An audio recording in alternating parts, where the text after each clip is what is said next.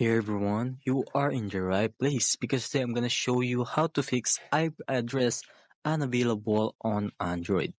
So without further ado, let's get started. So if your phone can't connect to Wi-Fi and show IP address unavailable, here's how to fix it. So the first step is go to your Wi-Fi settings. Alright, so let's just do shortcuts and tap on more settings. And here, so tap on your Wi-Fi network, then select Forgot Network.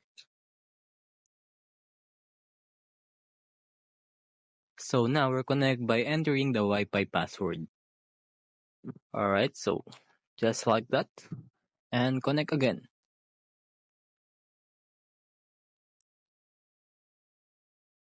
Let's refresh it.